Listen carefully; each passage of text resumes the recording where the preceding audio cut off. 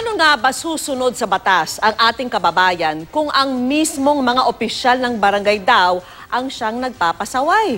Sa mga ganitong kaso, inaakyat na lang ng MMDA ang reklamo sa lokal na pamahalaan. At nakatutok si Mark Salazar. Ang dapat daw sana, titimbre muna ang MMDA sa barangay officials bago sila pumasok sa barangay para maglinis ng obstructions. Kaya lang dalang-dala na raw ang MMDA sa ganyan. Nasusunog lang daw kasi ang clearing operations gaya ng nangyari kanina sa barangay 276 sa Tondo, Maynila. Yung mga karinderya dito, ginagamit nila yung one lane ng street 24 hours. Pero since nagkaroon tayo ng coordination with barangay, hindi na natin naabutan. Naabutan na natin sila nagliligpit. Nonetheless, sabi namin, huwag nang ibalik. Sumbong ng mga motorista ang dahilan kung bakit sinadya ng MMDA ang lugar.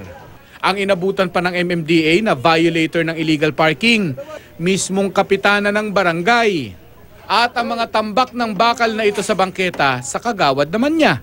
Pinagsabihan ko rin yung kagawad kanina na huwag nang ibalik, lalo na yung mga bakal-bakal doon sa may side ng street. Paano naman daw aasahan ang mga opisyal ng barangay na maglinis ng sila lang? Meron ka pang may violation na galit pa. Ito pala nakita ko na kayo eh. Alam mo, wala naman ako helmet. Aminado ako, mali ako. Diretso pa nga ako, tutusin ito pala, liligun, pwede na ako lumigo, di ba? Ang nga problema kasi sir eh.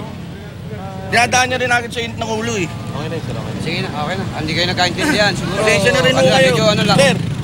Di kalayuan ang pila ng mga dambuhalang truck na nakapark sa roadside.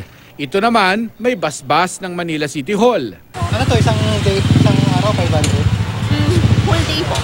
Kaya nga, Hanggang gabi po. Nire-report na lang daw ng MMDA Task Force Special Operations sa headquarters ang mga ganitong conflict nila sa local government. Usapang pang MMDA chairman na yan at sa mga city mayor. Mark Salazar, nakatutok, 24 oras.